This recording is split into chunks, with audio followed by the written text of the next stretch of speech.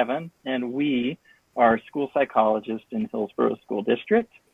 The traditional role of a school psychologist includes providing assessments and interventions to identify special needs students, providing mental health services such as individual and group counseling, and providing individual, classroom, and school-wide consultation with teachers and administrators to improve school climate and reduce risky behaviors. In Hillsborough, we have 10 school psychologists who serve the entire district. Because each of our school psychologists are assigned to several schools, the services we can actually provide are more targeted. School psychologists in Hillsborough School District mostly provide evaluation services that help to determine whether a student has a disability and what interventions and supports might best target a student's individual needs. Now, before a special education evaluation is recommended, school teams are expected to provide interventions within general education to improve lagging skills and get the students back on track. These interventions typically last for a minimum of 6 weeks in order to give them a good chance to make a positive change. Most students respond well to these interventions, but when they don't, the team may suspect a disability. Here's what it might look like if a special education evaluation is recommended for your child. The school psychologist is initially involved with evaluation planning. The purpose of an evaluation planning meeting is to discuss parent and teacher concerns, decide what type of disability the team might suspect, discuss what types of skills and abilities will be evaluated, and what specific tools we will use to do that. Prior to this meeting, your school psychologist will likely connect with school staff about their concerns and review the students' educational records. Once the team agrees on an evaluation plan, a consent form is generated. Once this form is signed by a parent or guardian, the team can begin the evaluation. By law, the team must complete the evaluation and make an eligibility determination within 60 school days. It is important to note that weekends and holidays and summer do not count towards those 60 days. Most evaluations occur during the school day at your child's school. The school psychologist might observe your child in the classroom or take them out of class to conduct one-on-one assessments, which can include cognitive or academic assessments, or just talking and completing checklists. Many times, parents will be asked to complete checklists to provide a picture of how their child functions at home. Once all of the testing, observing, and information gathering has been completed, the school psychologist will write a detailed evaluation report reflecting the findings and offering recommendations for moving forward. After submitting the evaluation report to the child special education case manager, an eligibility determination meeting will be scheduled.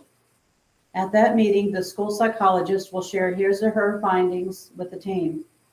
After reviewing the evaluation report and any other relevant information, the team will decide whether or not the student meets eligibility criteria and needs special education services as a result of the disability.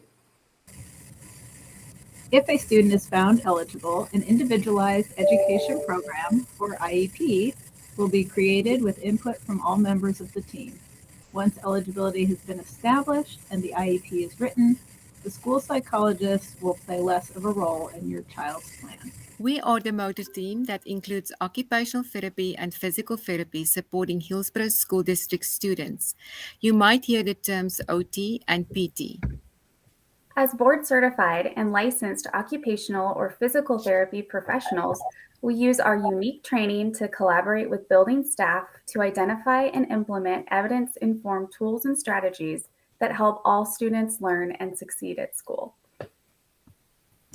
We help students on 504 plans as well as on IEPs. Our support usually involves consultation with our students, teachers, and educational teams. Sometimes we push into students' classrooms to observe and make recommendations for accommodations or modifications regarding your child's learning. We provide consultation and training to K through 21 students and staff relating to a student's individualized education program or 504 plan developed by the team. We see students in all settings around the school. Some examples are getting on and off the bus safely, accessing the school grounds such as the playground and stairs, adaptive tools provided in the classroom, functional positioning, and self-care tasks to work towards independence. We maximize participation during academics, specials, PE, cafeteria, and all activities that encompass the entire school day. We make recommendations to improve the fit for greater access, progress, and participation while reducing barriers within the school environment. We collaborate with the team to identify a student's annual goals and to determine the services, supports, modifications, and accommodations that are required for the student to achieve their IEP goals and maximize success. If you have any questions or need to get a hold of us, please contact your student's case manager if they have an IEP or counselor if they have a 504 plan. Hello parents, welcome to the Hillsborough School District. I'm Tracy Evers-Selleck, one of the district nurses, and we are the district nursing team. Our role is to support your child during the school day with health and safety measures. If your child has a health condition like diabetes, seizures, or asthma that will require support at school, please contact your school nurse. HSD also has LPNs that are in several schools to provide care under the direction of the RN. The nurse team is here to support our staff, schools, and parents. Hi, we're the Adapted PE team. This is what we do. We conduct evaluations to determine adapted PE services. We teach both unified and adapted PE classes that have specially designed physical education curriculum that utilizes smaller class size, higher staff to student ratios, one-on-one peer partners whenever possible, visual supports, and more individualized skill practice and progressions. We develop and implement adapted PE IEP goals and or consult with the general physical education teacher and staff on appropriate and effective intervention strategies or necessary activity and equipment modifications. And we collaborate with teachers and support staff and parents. And we would see your students if they qualify for adapted PE services on their IEP. My name's Bridget Brown, and I serve pretty much all the elementary schools in the district. I'm Danielle Sperlin. I service Imlay Elementary and middle schools and high schools. I'm Amy Henderson, and I serve middle schools and high schools. And I'm Kathy Taby, and I am an assistant with all of them from K through 12. Thank you. Hello and welcome to Community Transition Services. We are Krista Hansen and Abby Tolchin here to talk to you about our program. We're going to go through some program highlights today about the CTS structure, our in-district connections, as well as our community connections. Our CTS structure. CTS serves students 18 to 21 years old with a range of needs, interests, and levels of independence, but needs some support and supervision during the day to be successful and stay safe. We do a variety of community-based activities as well as some classes that focus on transition curriculum. We have multiple and flexible schedules to meet the individualized needs of our students that are usually a combination of community and class time throughout the week. We have 3 satellite locations currently, all located in downtown Hillsborough and close to public transportation. We also have some in-district connections. So we are part of the Student Services Department, and we collaborate and consult with a variety of related service providers. We also attend senior IEP meetings for those students getting ready to graduate and come to CTS the following year. We work with transportation to set up district busing for students, as well as arrange for TriMet passes once students are in CTS. We also have students participating in work experience opportunities within the district with the facilities department, the transportation department, as well as at the administration center. In addition, we have community connections. So we work with adult service agencies to help refer and connect families to those services that will be lifelong. We do employment skills training through local businesses and nonprofits to help students build their work skills and their resume. We also do a variety of community-based activities and instruction to take those life skills to the next level by practicing them in the natural environment. Thank you so much for listening. Again, we are Krista Hansen and Abby Tolchin, and thank you for your time. Hello, my name is Shelley Mitchell, and I'm a speech-language pathologist on special assignment, supporting all SLPs in the district with technical support. You may be interested to know how your child might receive school-based speech therapy.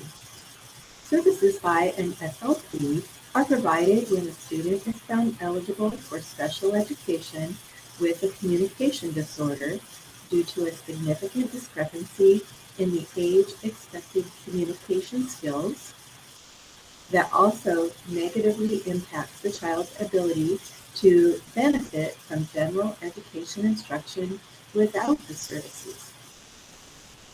Sometimes students are found eligible for services through early childhood special education before starting school.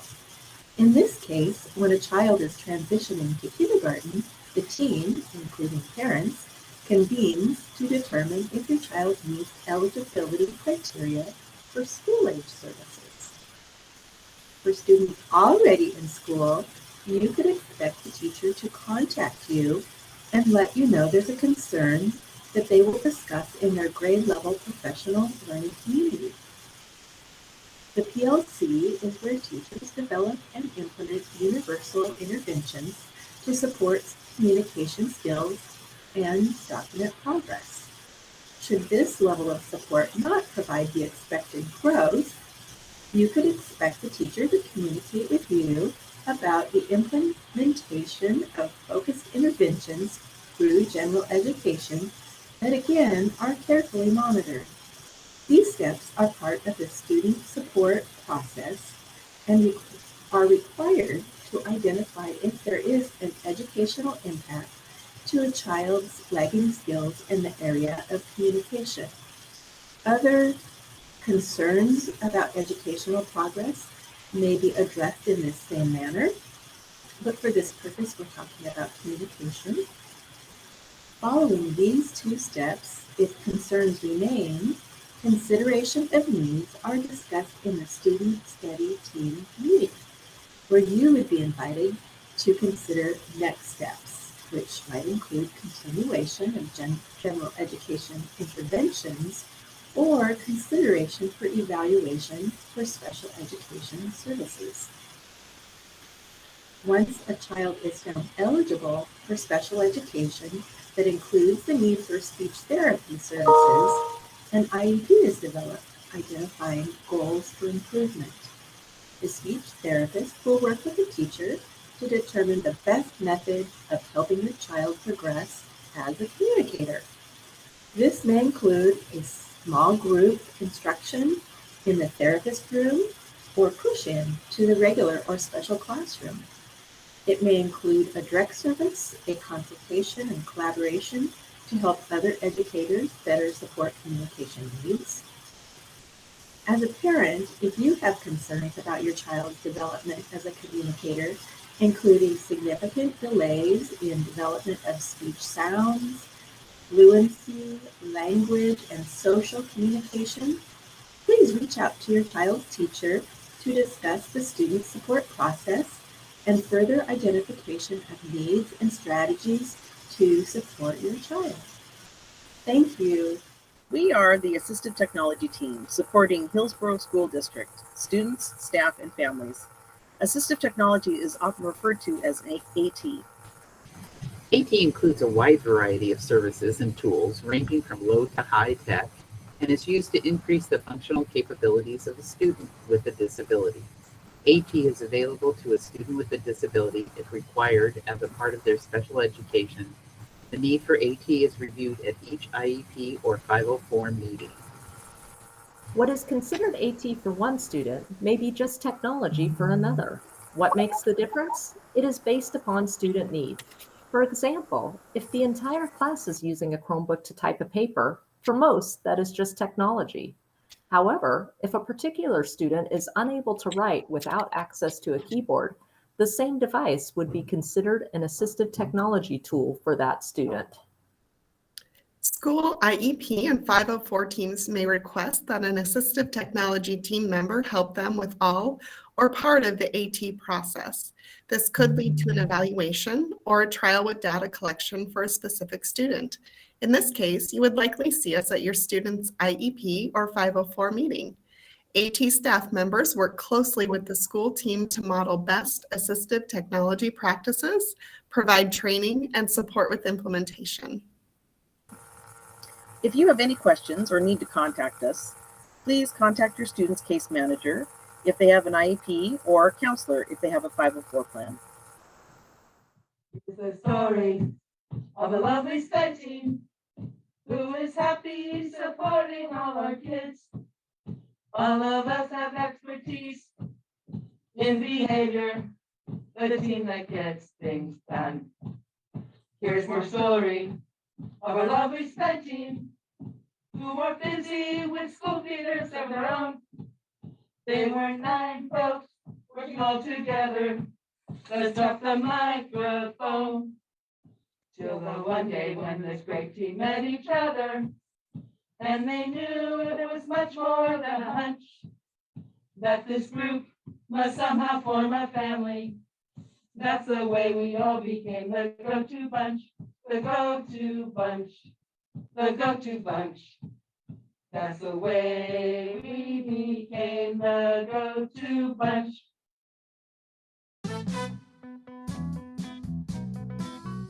Lisa Sackbridge, Autism and Support Specialist for the Century Feeder.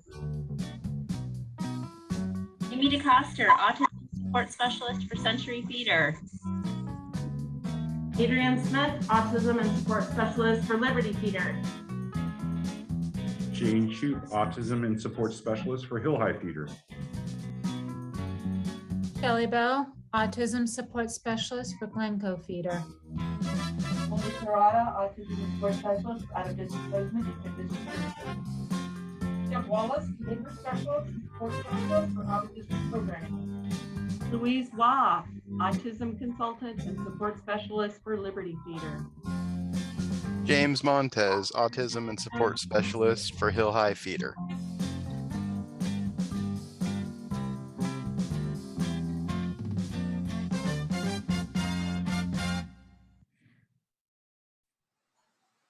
Hello, my name is Daria Martin Bigham. I am the Education Liaison for the Title VI Native American Alaska Native Education Program for the Hillsborough School District. Welcome. What is the Title VI Native American Alaska Native Education Program? It's a federally funded program designed to address the unique educational and cultural needs of the Native American and Alaska Native students in the Hillsborough School District. Join us. Registration is open. How do you qualify to receive services? Well, one student must be enrolled in HSD, school, or charter. HOA is also included. Students must meet federally eligibility requirements, meaning that student, parent, or grandparent needs to be enrolled in a state or federally recognized tribe, band, or nation. Number 3, parents must fill out a 506 form and return to school office manager, or you can email form straight to me at martydar@hsd.k12.or.us. Here, if you click on this 506 link, it will take you to a 506 form. Here's where you will need to include student information, tribal membership, as best as you can. I'm willing to help you if you have any questions here. And then at the very bottom, a signature of parent with address. Here are just some of the services that we can offer. Advocacy and support for students, cultural arts and craft classes. Twice a year, we get generous donations from partners that help us with school supplies or books for our students.